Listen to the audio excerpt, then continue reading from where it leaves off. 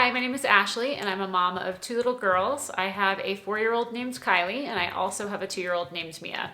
Now, as you may or may not have caught on in the last couple of my videos, I have really been taking a deeper dive into what simplifying my home looks like, for us at least.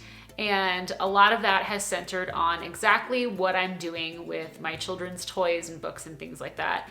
And so it's really had me thinking the last couple of weeks about what their play actually looks like, because I'm trying to pare down some of the stuff that we have. And in the midst of me thinking about this, it got me thinking about the fact that preschool play looks a little different than I thought it might have looked when I first began my own journey into Montessori at home. And I know that there are many of you out there who have children who are just slightly younger than my children. And so I thought it might be really fun to give you guys a sneak peek into what might be in the future ahead for you as Montessori parents. So from one busy parent to another, today I would like to share with you what preschool play actually looks like in a Montessori home.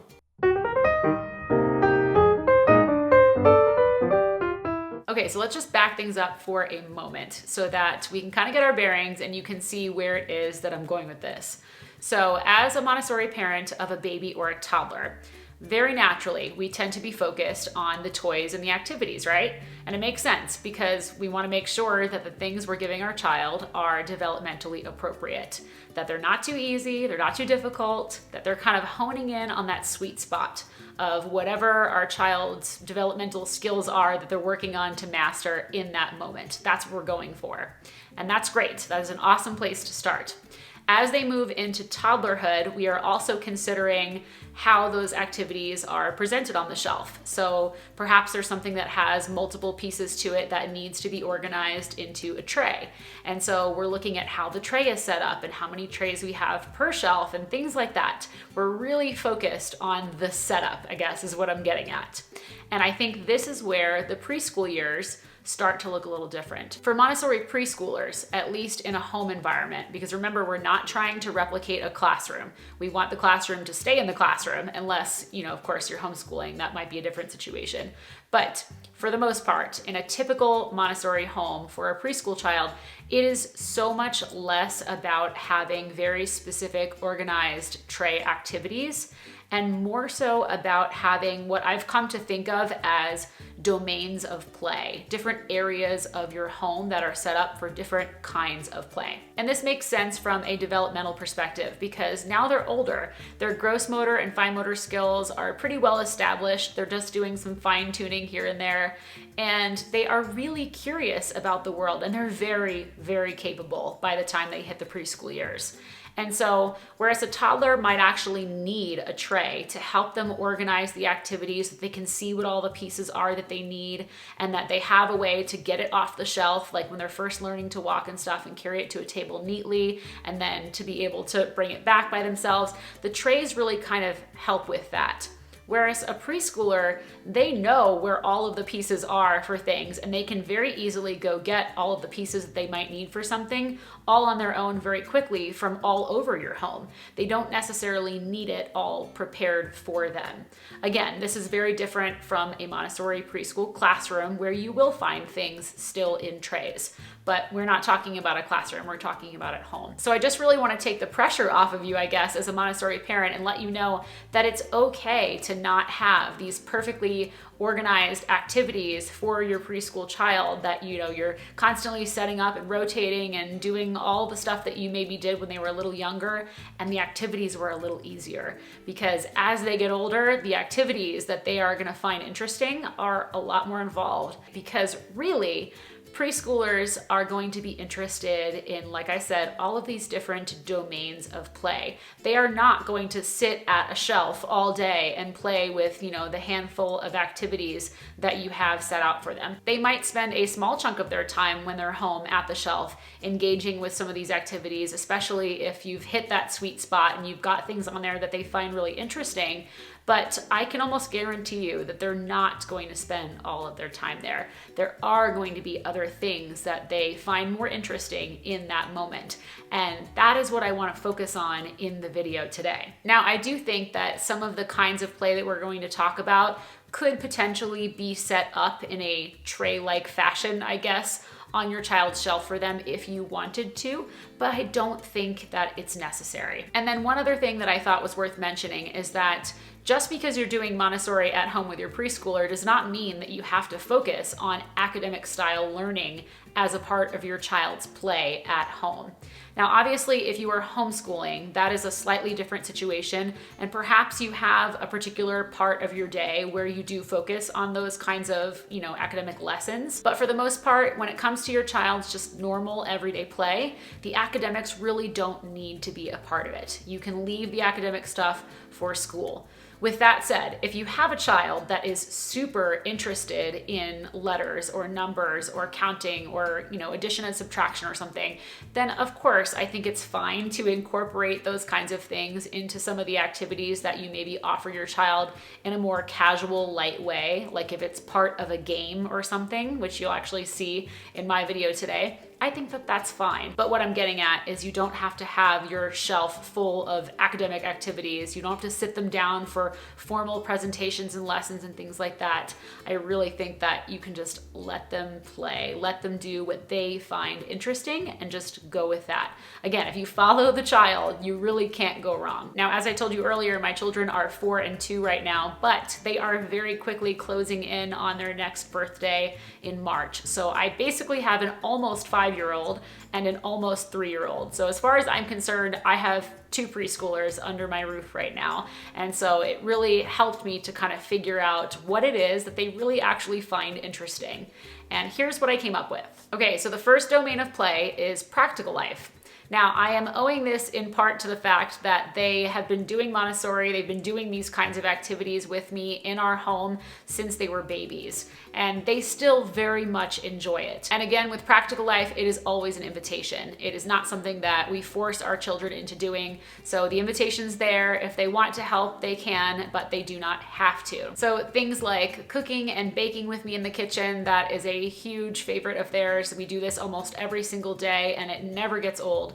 They also really enjoy helping to clean on occasion, not always, but on occasion, as well as helping me with the laundry. Not so much the washer and dryer part of it like they did when they were toddlers, but the actual sorting and folding process, believe it or not, is something that they really enjoy helping me with. I think they take a lot of pride and a sense of accomplishment in being able to fold their own laundry and knowing where it goes and putting it away. So it's something that we often sit down and do together every single week. They also really enjoy flower arranging, which we aren't doing a lot right now because it's winter where we live. But in the spring and summer, when the wildflowers come back into season, the girls love picking, a couple here and there, nothing too crazy, when we're out on our walks. And then they will come home and I'll set them up with a vase and a pitcher and everything that they need. And they love to go crazy making little flower arrangements to decorate our home. And along similar lines, we also really enjoy gardening as a family. We built a little backyard garden box last year and got to do the whole process from the very beginning.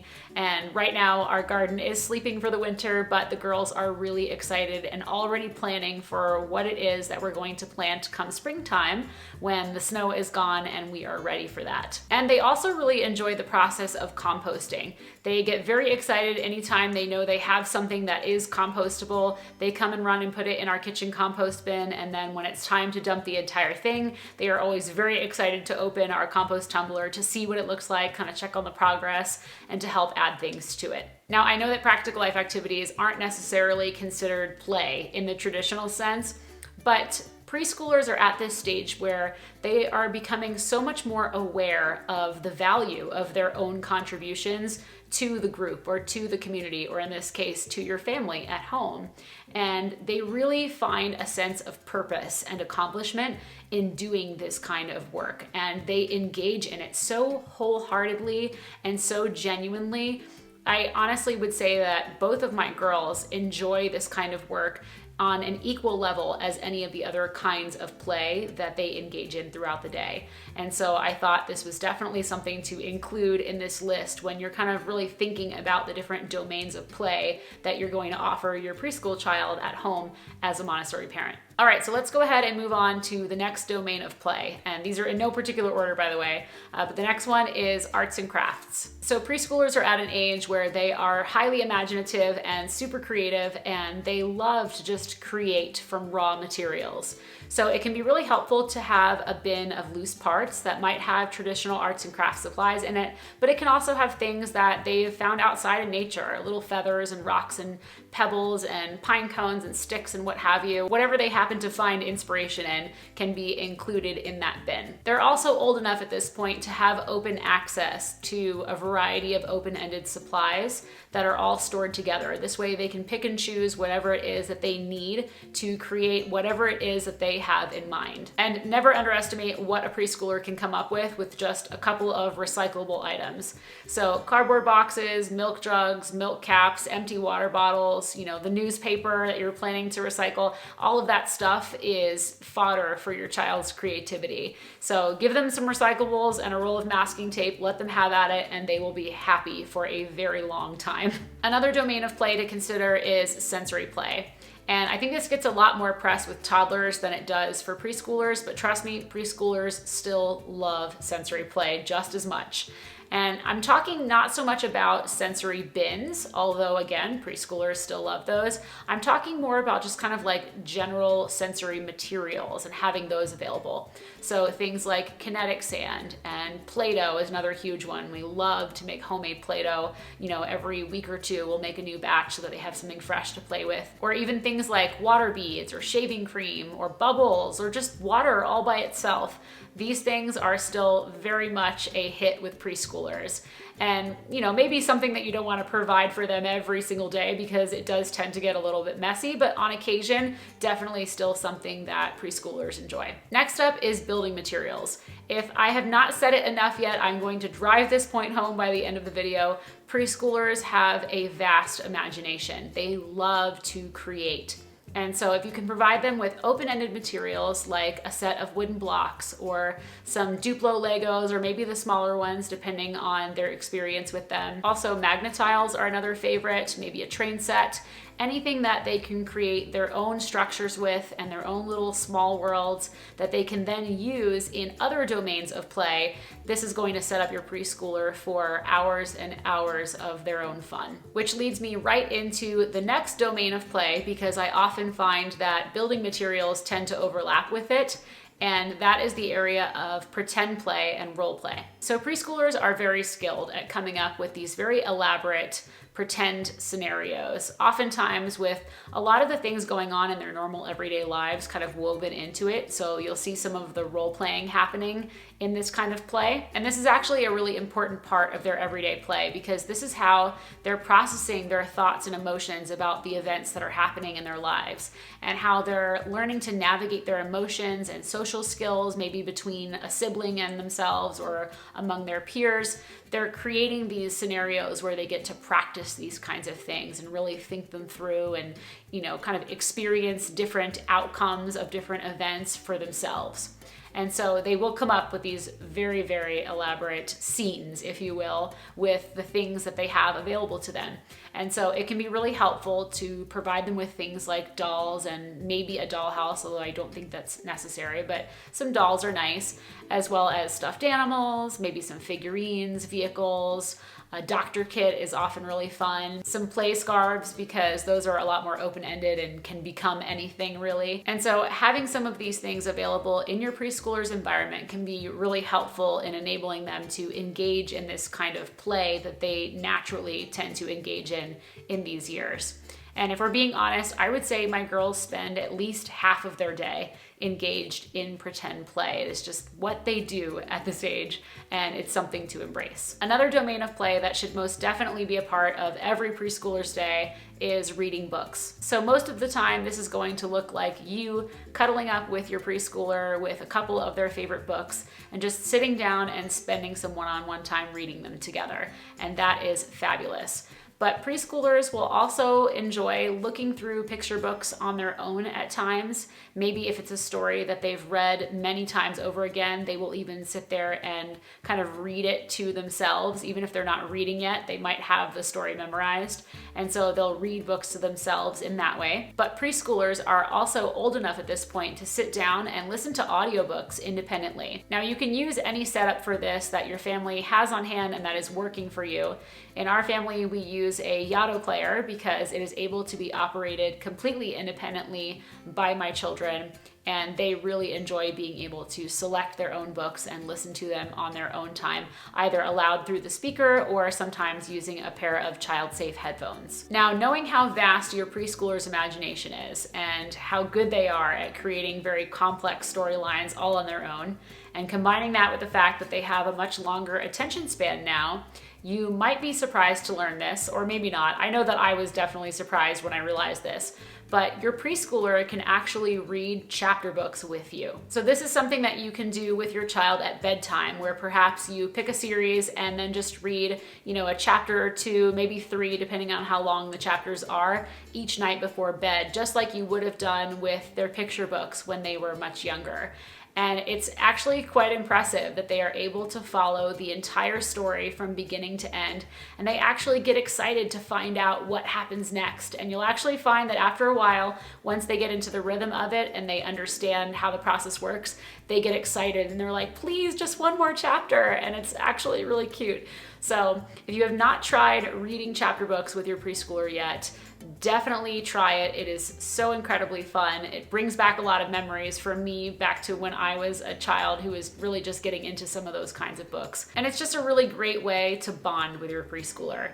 So if this sounds like something that you're interested in trying, but you're like, I don't know what kind of chapter books to start with, I will put some links in the description box down below to a couple of the series that my preschoolers have really enjoyed. Another domain of play to not forget about is music.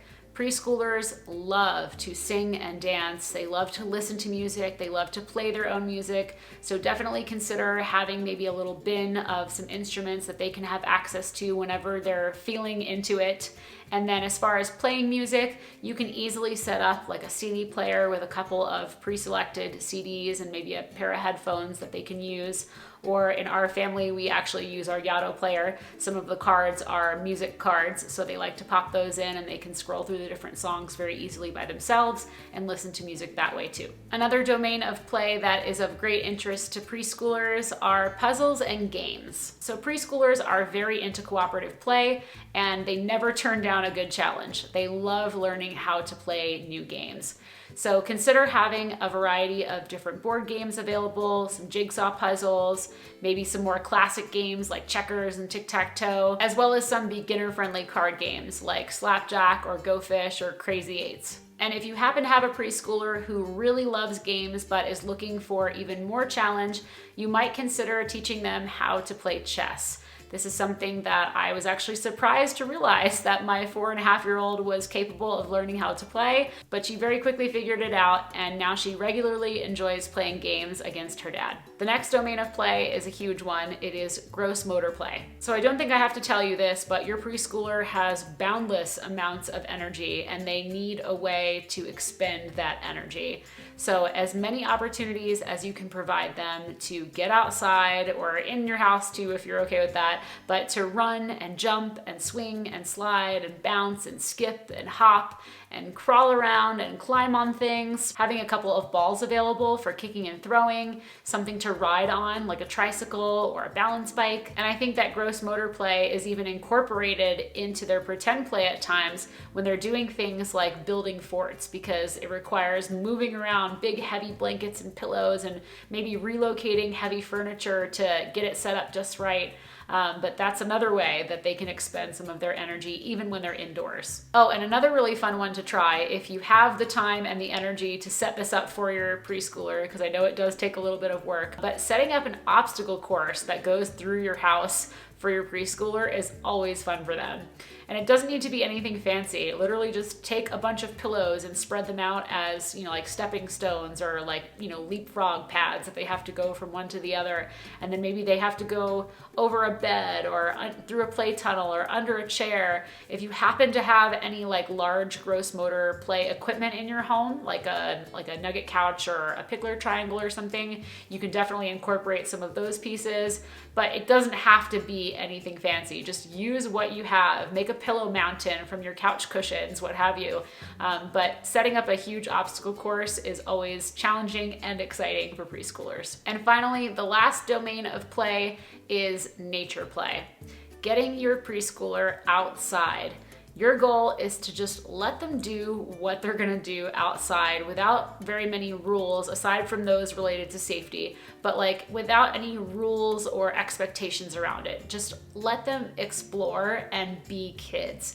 So this means that they're gonna be out there just getting dirty. They're going to climb trees. They're going to be digging in the dirt or the mud with, some shovels and buckets and whatever it is that they find. Maybe even some old pots and pans or bowls that you're not using from your kitchen and some wooden spoons. These are all great materials for your child to just get out there and to use their senses to explore and to be in nature. Preschoolers also like to do things like make rock collections from interesting looking rocks that they happen to find in their travels. So you can let them make a little pile somewhere in your yard of all of their special rocks. You also can't go wrong by giving them a bucket of chalk and a nice clear open space where they can use it.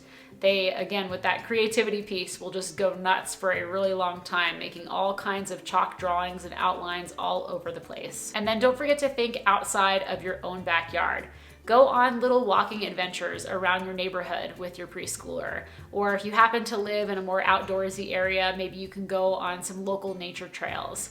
If you happen to live near the beach, definitely take advantage of that. Have your preschooler go beachcombing with you for shells or tide pooling, or just even going to the beach to go swimming and build sandcastles. That is all very exciting for them. Any time spent in nature is time well spent for your preschooler because it has a host of health benefits just being outside, not only for your child, but also for you as well. And then it's really going to help your child to start to internalize this sense of environmental stewardship. The more time they spend communing with nature, being out there, the more they're going to appreciate it and to find the beauty in the small things in nature and to naturally cultivate this desire to want to take care of it. And so, yeah, get outside with your kid. That's the bottom line. So those are all of the domains of play that preschoolers will naturally gravitate toward. But you might be asking yourself at this point, okay, well, that's all well and good, but where do I put it all? Like, how do I organize it?